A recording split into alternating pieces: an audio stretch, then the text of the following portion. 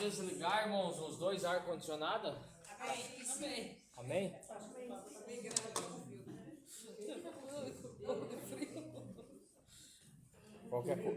Qualquer coisa posso deixar ligado da frente, vem um arzinho pra cá, ou tá bom assim? Tá bom? Tranquilo. Então daí ainda ali na questão de Israel lá no deserto, também vem daí depois no 6.10 a construção do tabernáculo. Aí na sequência ele fala dos acontecimentos que marcaram a vida do povo hebreu, registrados em Êxodo. Então destaca aqui a origem da nação de Israel, os primeiros milagres da Bíblia, a instituição da Páscoa, a lei mosaica e a instituição da aliança com os israelitas, instituição do sábado como sinal da aliança e a construção do tabernáculo. Aí agora nós vamos mudar aqui o subtema. Jesus é a chave hermenêutica de toda a Bíblia. Vocês já estudaram hermenêutica, então se de repente alguém não esteve naquela aula, é só para relembrar. Hermenêutica é uma técnica usada para fazer a interpretação dos textos bíblicos, à luz das Escrituras. Então, é para isso que se usa a hermenêutica. E daí aqui, baseado na hermenêutica, o comentarista aqui ele fala do plano espiritual e a sua aplicação ao reino de Deus. A figura de Moisés é perfeitamente visível, revelando a vinda do Filho de Deus, Jesus Cristo, o libertador de toda a humanidade. Por isso que ele tipifica Jesus. Na figura de Arão, temos a realidade sacerdotal para o mundo através de Cristo. São personagens que fizeram parte dessa história ali, que Deus pegou a vida deles para trazer ensinos para nós. Na figura do Cordeiro em Êxodo, vemos a verdadeira manifestação do Cordeiro de Deus que tira o pecado do mundo, Jesus Cristo. Então, essa é a função do Cordeiro, tirar o pecado do mundo. E já o maná que desceu do céu lá no deserto, que foi um milagre, nós falamos há pouco dos milagres que Deus operou, que são diversos, depois ali nós vamos fazer mais um comentário. O maná revela a vinda do verdadeiro pão que desce do céu ao mundo, que é o nosso Senhor Jesus Cristo. Eu sou o pão vivo descido do céu. Então, ele é o pão na figura do maná lá no deserto. Então, tudo que aconteceu no deserto, Deus queria trazer para nós ensinos. E o tabernáculo em Êxodo é a sua ligação com as aplicações da obra redentora de Cristo. Lá no tabernáculo era onde eles se encontravam com Deus, onde Deus falava com o povo, onde Deus manifestava a sua glória. E, então, é isso que foi a lição que Deus quis trazer para nós, que é a sua obra redentora, redenção. O povo ia lá, oferecia o sacrifício, confessava os pecados e Deus perdoava, Deus redimia o povo. Então, com o sacrifício de Jesus Cristo na cruz do Calvário, ele quis redimir, resgatar a humanidade e perdoar os seus pecados. Aí o livro de Levítico é o terceiro da Bíblia. Esse nome foi dado lá na Septuaginta, também faz parte do Pentateuco, possui 27 capítulos, e os judeus chamam de Vaikira, ou Vaikra, e chamou, quer dizer isso, e chamou. Basicamente é um livro teocrático, isto é, o seu caráter é legislativo, ou seja, ele tem as leis que regem o povo de Deus, que regem a humanidade. Possui ainda em seu texto o ritual dos sacrifícios, as normas que diferenciam o puro do impuro, a lei da santidade e o calendário litúrgico, entre outras normas e legislações que regulariam a religião. E dizer aos irmãos que quando fala aqui do que é puro, do que é impuro, do que é certo, do que é errado, o livro de Levítico é o livro que mais combate a idolatria. É o livro que Deus mais trata com o povo por causa da idolatria que eles praticavam, conforme nós já citamos aqui alguns casos. Esse livro foi escrito provavelmente em 1440 antes de Cristo, lá na cidade de Cádiz Barneia. O propósito desse livro é destinado para o uso dos sacerdotes, o seu guia para o culto de Jeová e para instruir Israel em como poderia se aproximar de Deus e viver como nação santa e em comunhão com o Deus Santo. Então, assim, Deus estabelece o livro de Levítico para corrigir a nação de Israel e mesmo assim eles caíram, mesmo assim eles se distanciaram. Então, o propósito do livro foi para orientar a nação de Israel também. Aí vamos ali para o 7.42, o sacerdócio. Uma escolha do próprio Deus era assim hereditária e submetida aos padrões exigidos por Deus, através de sua palavra. Então funcionava assim, irmãos.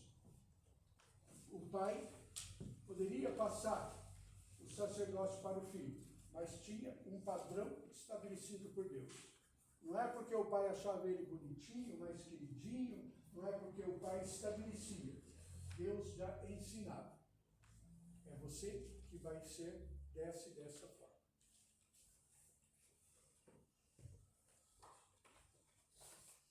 Na realização de suas funções havia auxílio dos levitas.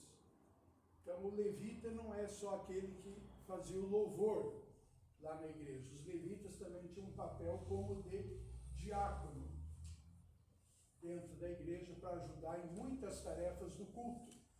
Vamos dizer que se fosse aqui no céu, tá? O nosso culto, para vir aqui organizar a luz, para vir aqui, o papel dos levitas, organizar a mesa da ceia, para alguém vir aqui organizar os instrumentos, para o pessoal fazer o louvor, e também até organizar como ia funcionar o culto de adoração, eles auxiliavam. Então, era o papel dos levitas também. Da manutenção de toda a utilização do espaço e objetos sagrados. Não era qualquer um que poderia fazer esse papel na distribuição dos objetos sagrados, pertinentes ao sistema litúrgico realizado na presença de Javé. Aí, ainda falando de Levítico, fala da purificação de Israel. Os dois propósitos são manifestados em Levítico. Deus queria ensinar a santidade ao seu povo, discernir entre o santo e o profano, entre o limpo e o impuro. Empregava as coisas materiais para ensinar verdades morais e espirituais. Então, a proposta do livro de Levítico, ele tinha orientação para quem queria adquirir terra, para quem queria distribuir terra, para quem queria comprar, queria vender. Tinha ensinamento para a família, tinha ensinamento de como se comportar na casa do Senhor, tinha ensinamento para as leis do Senhor. Essa é a proposta do livro de Levítico, porque Deus queria ensinar a santidade ao seu povo, não diferentemente de hoje. Aí por isso que tem um texto que o autor cita aqui: sai do meio deles e apartai-vos, diz o Senhor, e não toqueis nada imundo, e eu vos receberei. Então havia já naquela época uma mistura entre os povos, aqueles que serviam a Deus e aqueles que não serviam. E Deus queria um povo seu, santo e separado, dessa mistura toda. E o livro de Levítico foi esse o propósito principal, a santidade do povo escolhido de Deus. Em segundo, Deus queria conservar a saúde de seu povo. Então o propósito, a ênfase proposital de classificação dos animais tem foco central na questão de higiene e saúde, revelando o cuidado especial do seu Deus. Então Deus começa a falar do que é puro, do que é impuro, do que come, do que não come, né? E até para trazer lá os animais para fazer o culto lá, para fazer o sacrifício, Deus escolhia também esses animais. Não era qualquer animal, não era animal de qualquer jeito. Do perna quebrada, olho furado, doente, não, Deus rejeitava. Até tem uma história que eu vi há muitos anos atrás, que nos Estados Unidos está num livro, e ele fala esse livro, eu esqueci o nome dele, mas ele fala de um fazendeiro que se chamava Demos Chacai. E teve uma grande festa na igreja, e ele, como nós fazemos aqui, quem vai dar a linguiça, quem vai dar o pão, quem vai dar... E ele levantou a mão, eu dou o boi, sabe? E ele deu o boi, e ele tinha muitas, milhares de cabeças de gado. E fizeram o almoço, e quando foi à noite, o pastor que estava pregando falou, meu filho, tu deste um boi aleijado para a festa. Falou na mensagem. Dentre milhares de cabeças de boi que se tinha lá, boas, você deu a pior. Eu não me agradei da tua oferta. Imagina, fazendo isso para a igreja, para os irmãos. Agora imagine para Deus. Aí eu volto a falar do culto. Deus queria que eles estivessem preparados para apresentar o verdadeiro culto. Por isso que a base principal do Levítico é a purificação, né? E é a separação do povo para que eles se tornassem santos. Vamos fazer um resumo desse tópico aqui, né? Das leis de santidade. Tinha a finalidade de afastá-los do profano para aproximarem do seu Deus. Deus estabeleceu delimitações e especificações. Resumo: santidade do livro de Levítico, santidade do seu povo, saúde do seu povo e o cuidado de Deus. Deus estabeleceu a lei para guiá-los, para preservar para si um povo seu, especial, zeloso e de boas obras. Levítico ainda nos traz a necessidade da purificação e da santidade para aproximar-se de Deus. Dizer aos irmãos que a Bíblia diz, sem santidade ninguém terá Deus.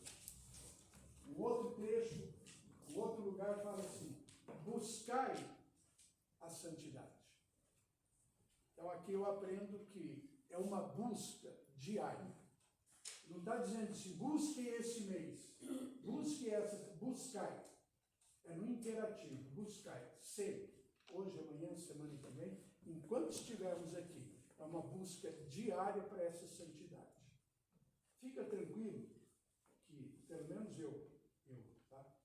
Eu não vou conseguir ser santo nunca. Não vou. Posso fechar os olhos, posso fechar a boca, porque a minha mente eu não controlo. Agora, a graça de Deus, revelada em Jesus Cristo, é poderosa para nos perdoar quantas vezes ao dia nós pedimos perdão para Ele.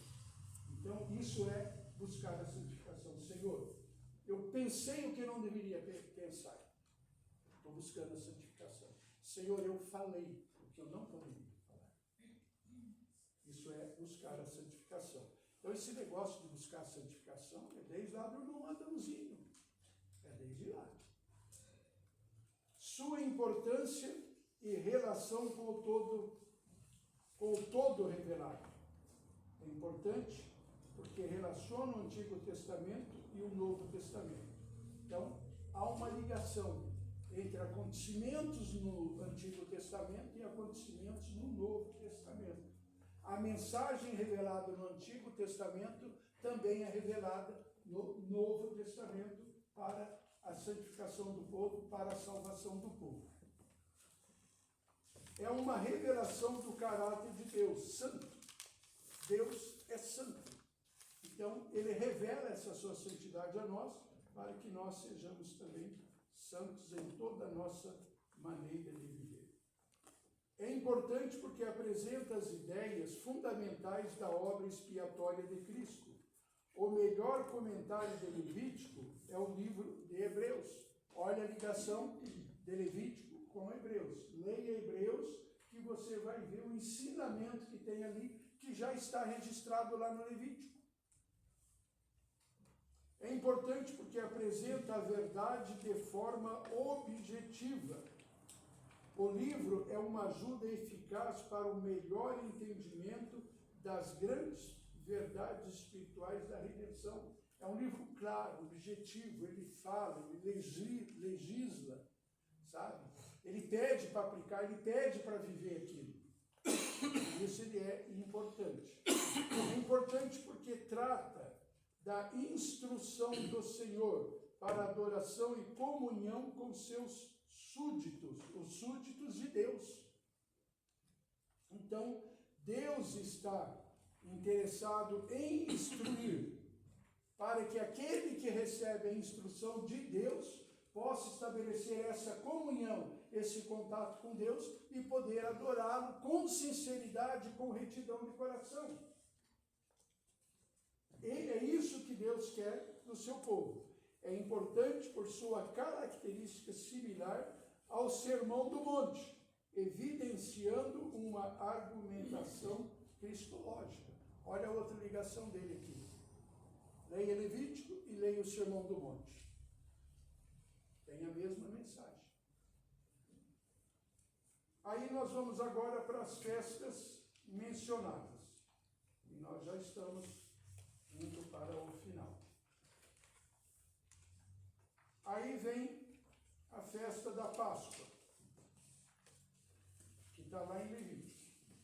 O que eles celebraram? A libertação da escravidão e a proteção dos primogênitos.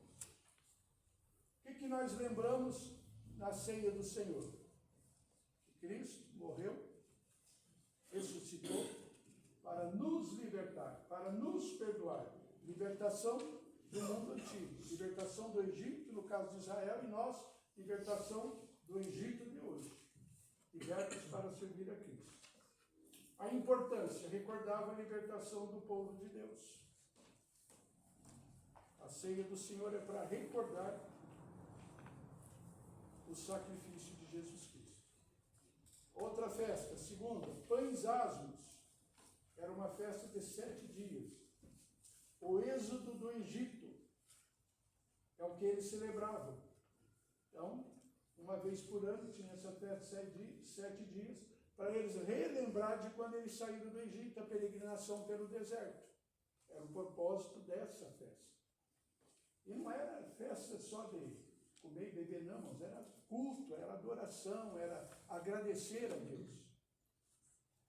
E a importância, duplo aspecto, vida antiga fica para trás. Não lembramos mais do Egito, ficou para trás. Não temos mais saudade do Egito.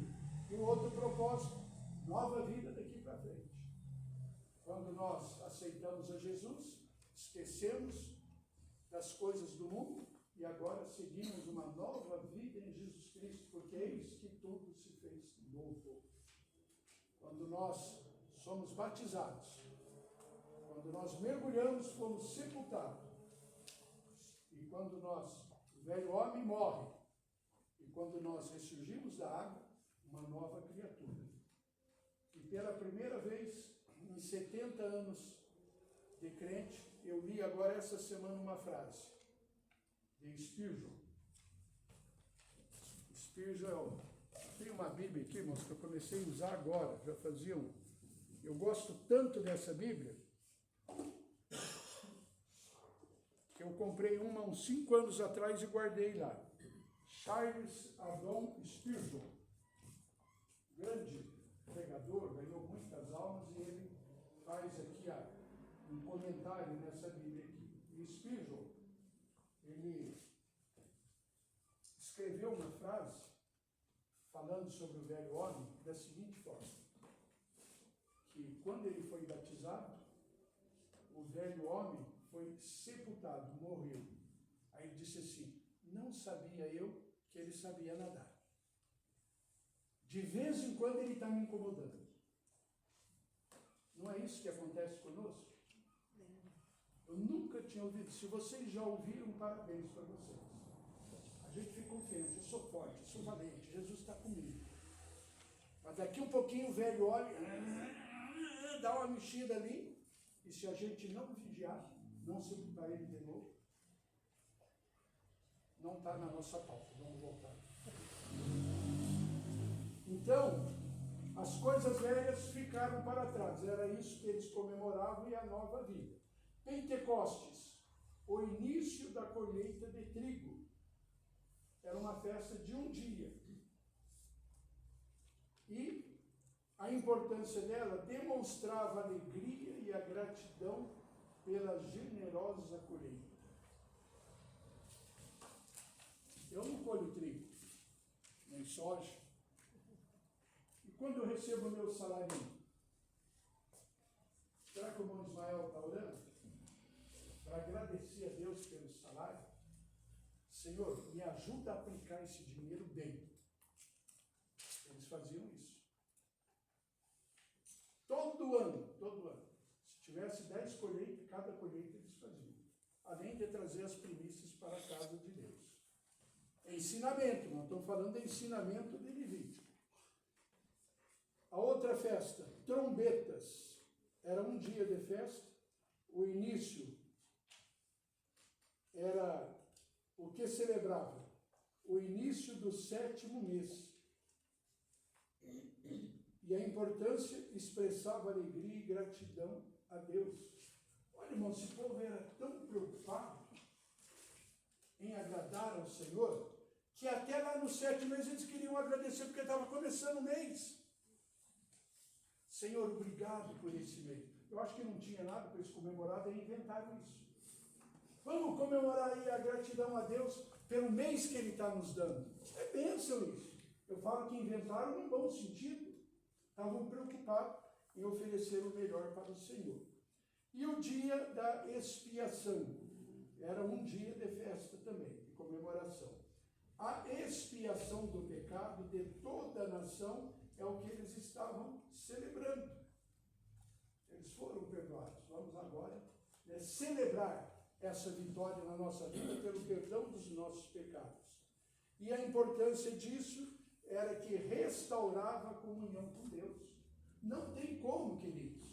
O crente que dobra o seu joelho para agradecer a Deus pelo perdão dos pecados, ele renova essa comunhão. Ele entra num clima espiritual tão forte que ele começa a chorar na presença do Senhor.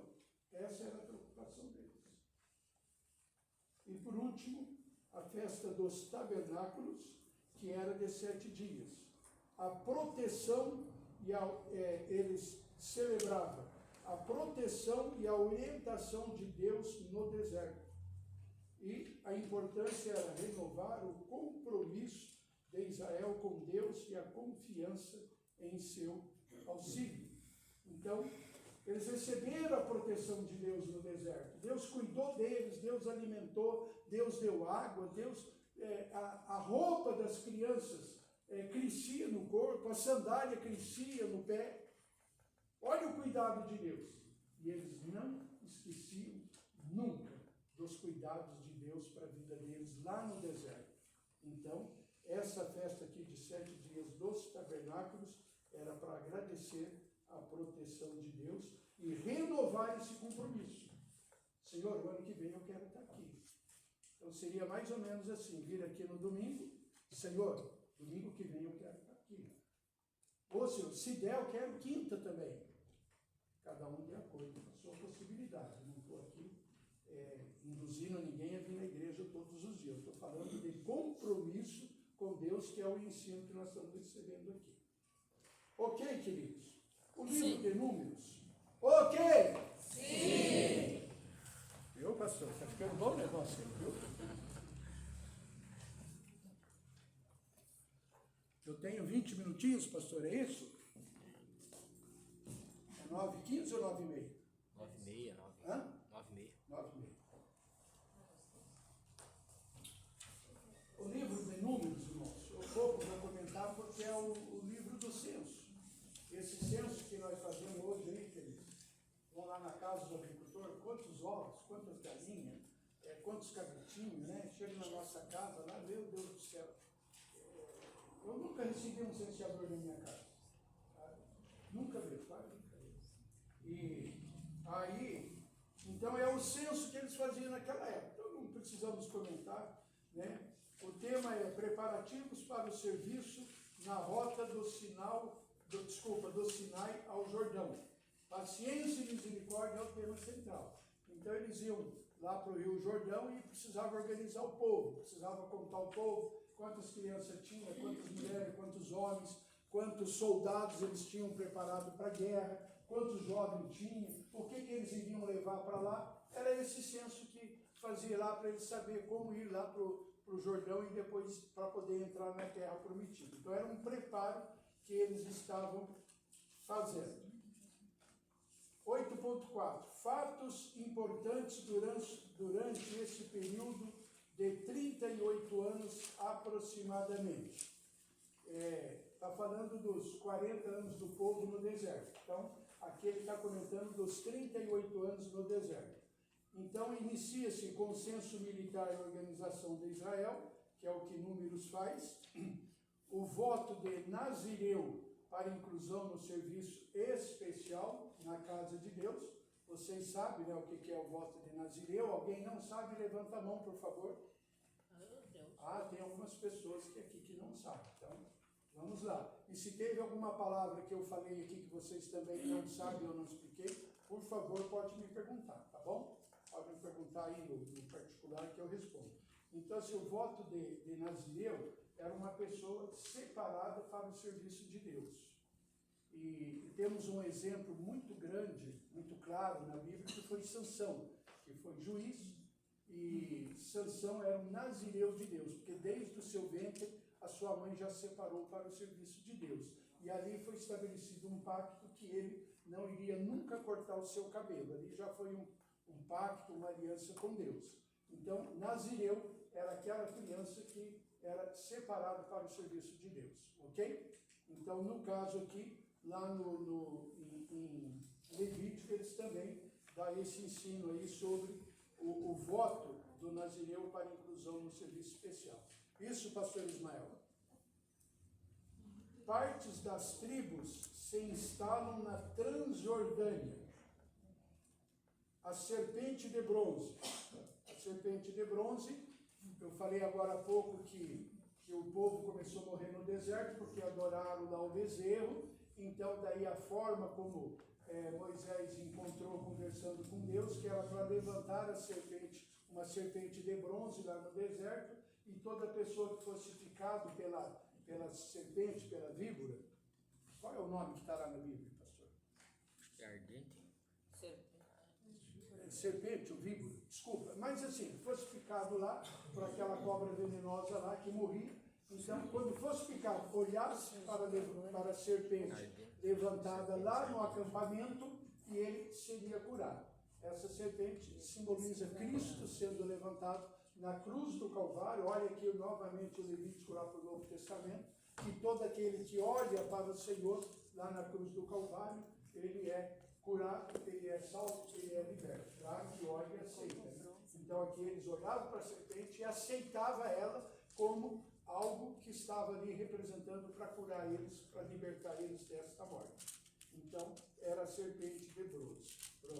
A sedição de Coré também aconteceu lá no deserto. O que era a sedição de Coré? Coré, ele fez uma...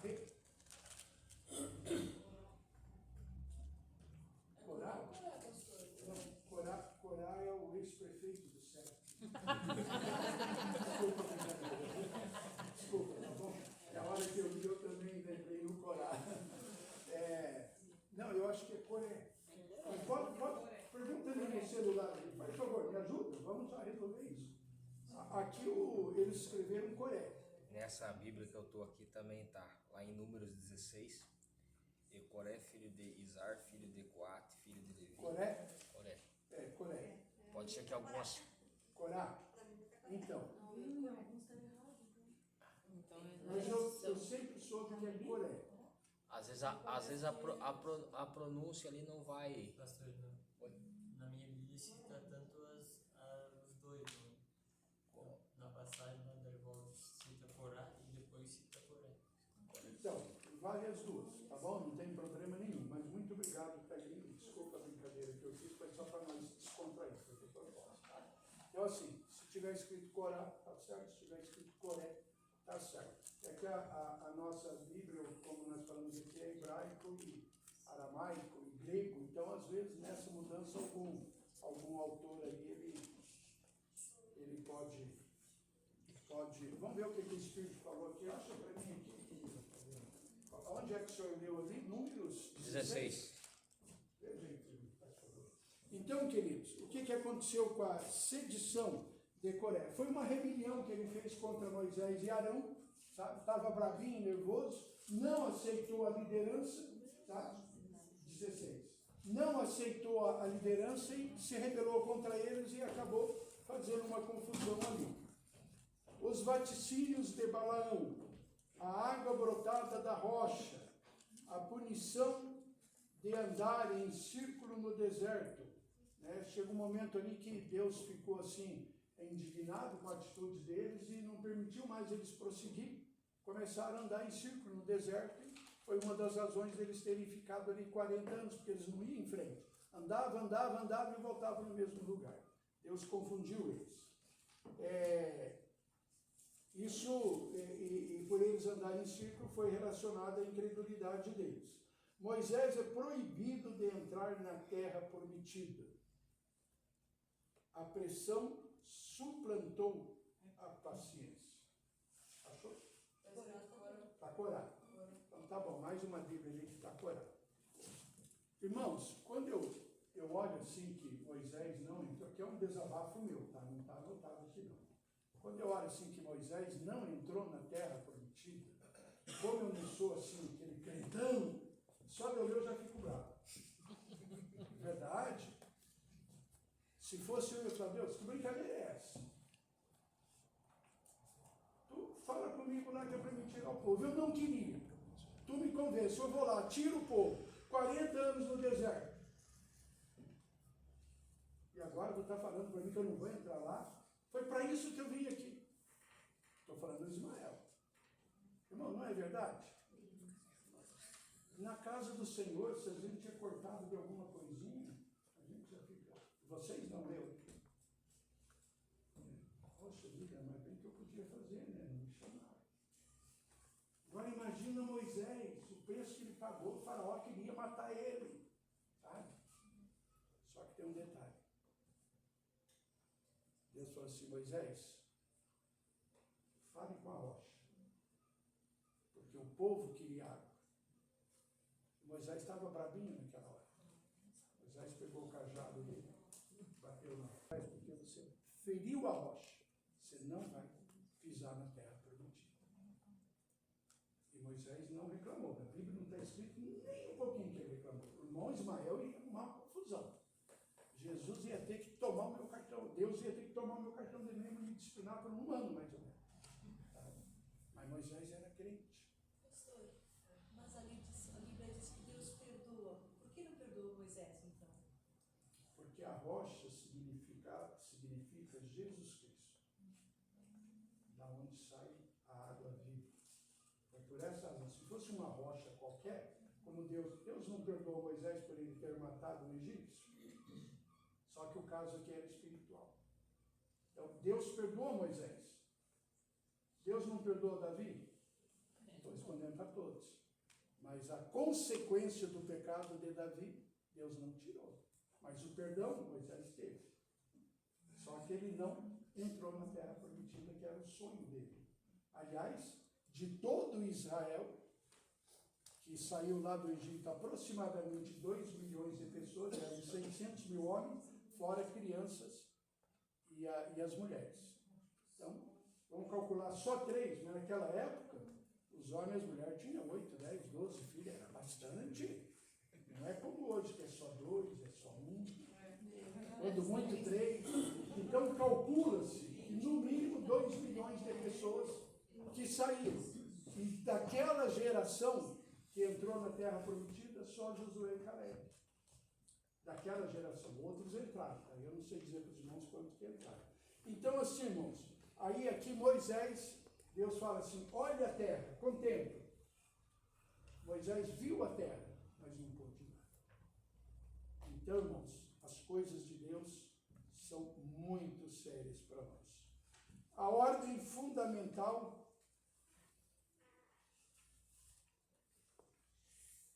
eu falei aqui dos vaticínios de Balaão.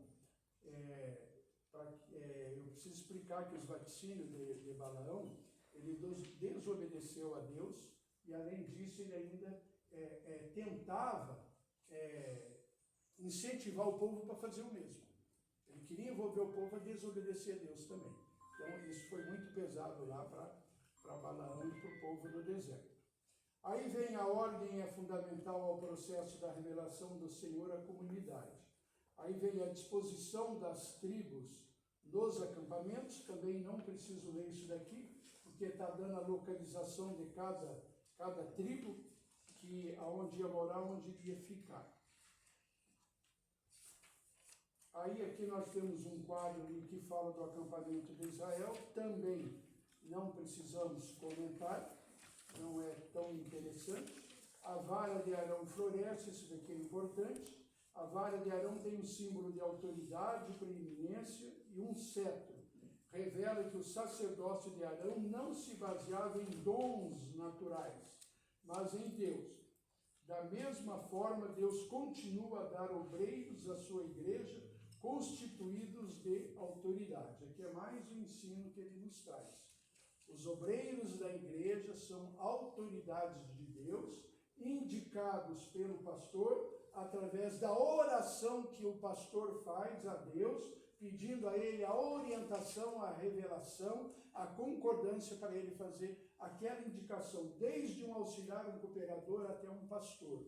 Quando ele vai para a convenção e fala, eu tenho o irmão fulano para indicar para pastor, ele tem que ter essa intimidade com Deus, para que Deus venha confirmar com ele. Esse é o propósito aqui, é o ensino que a vara de Arão, quando ela floresce, é isso que ele está dizendo. Prosperidade na obra do Senhor, porque Deus está aprovando, Deus está apoiando. O episódio aqui registrado por Deus, através de seus agiográficos, deixa bem claro a posição do Senhor em relação ao seu povo. Portanto, convém atentarmos para seus escritos e suas recomendações, que nos sirvam de regras para um viver frutífero na sua presença e na sua comunidade. Ou seja, na presença de Deus e na casa de Deus, na casa do Senhor. Aí fala ali o triste episódio de Balaão, ainda é falado hoje. Balaão representa o crente que cumpre a lei, que cumpre a letra da lei, mas viola seu espírito. Não diria outra palavra senão a Deus, porém queria fazer o mal. Fracassado na primeira tentativa, aconselho como contaminar seus contemporâneos. O relato de Balaão revela que não basta ser ouvinte, mas praticante. Então, praticar aquilo que nós ouvimos, aquilo que nós aprendemos, aquilo que nos é ensinado à luz da palavra de Deus, à luz da revelação de Deus, à luz da revelação do Espírito Santo de Deus. Por isso, quem toma um altar, quem sobe a uma tribuna para dar uma saudação, dar uma palavra, ou até mesmo uma mensagem, tremenda é a responsabilidade diante de Deus e diante da igreja também. Mas, em primeiro lugar, diante de Deus. Para que aquilo que ele está falando, aquilo que ele está transmitindo, seja não unção na revelação de Deus, não unção do Espírito Santo de Deus, para que haja fruto, para que haja prosperidade espiritual no meio da igreja. É isso que nós aprendemos aqui, como péssimo exemplo de Balaão.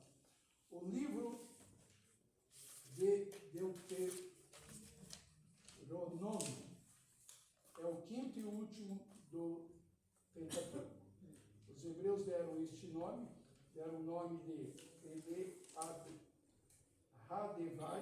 Hadevari, usando as primeiras palavras do livro. São estas as palavras, termo comumente usado. As primeiras palavras é aquela lá do princípio, o início, né, que já foi falado. Aí fala uma convocação à lealdade ao Senhor através da repetição da lei. Também aqui não vou ler para os irmãos, esfera de ação, vamos em frente. Aí fala do cuidado do Senhor com o povo, das lições práticas, vou ler com os irmãos na página 36. Lições práticas, Deus é fiel, a promessa feita em Êxodo, embora Israel fracassando, Deus resgata e renova com a semente do deserto, como a semente do deserto.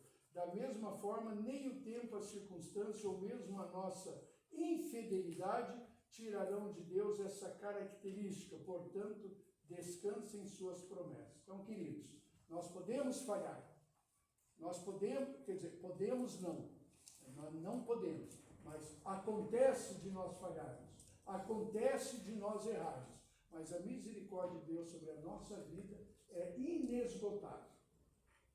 Então, sempre Ele vai nos atender, porque o plano dele está estabelecido, a promessa dele está estabelecida, porque a nossa infidelidade não vai tirar de Deus essa característica dele nos renovar. Então, o segredo é se humilhar, confessar e pedir perdão. Agora, daí para os irmãos falam, então eu posso pecar quantas vezes ao dia? Eu falo, nenhuma. E daí eu faço uma observação.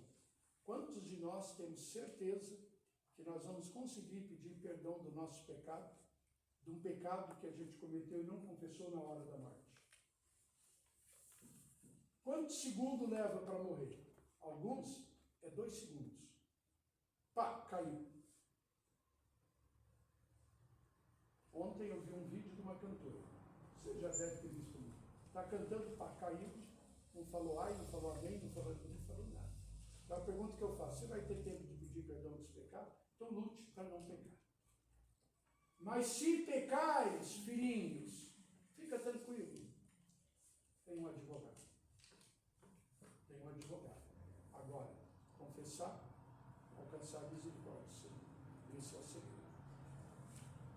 O amor de Deus é enfático e por 5 vezes se dirige a Israel dessa forma, revelando a importância desse mandamento no relacionamento com Deus. Israel pecou, levantou, foi perdoado, e Deus está lá tendo misericórdia deles ainda hoje.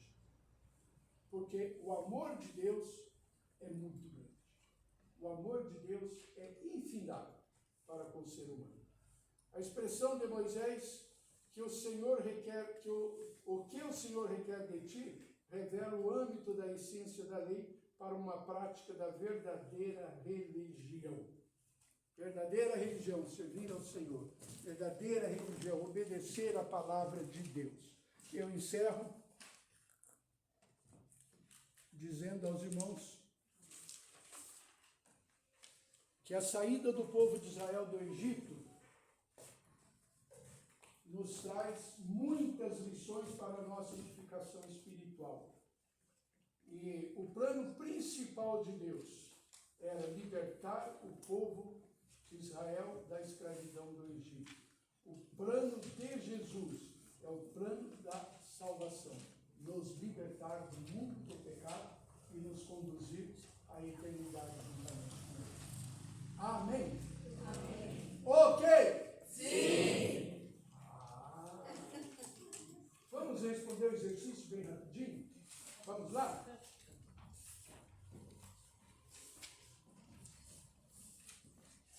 Quem respondeu? Levanta a mão para mim, por favor, que daí eu... Está aqui a irmã Márcia. Então, tu responde a primeira, por favor.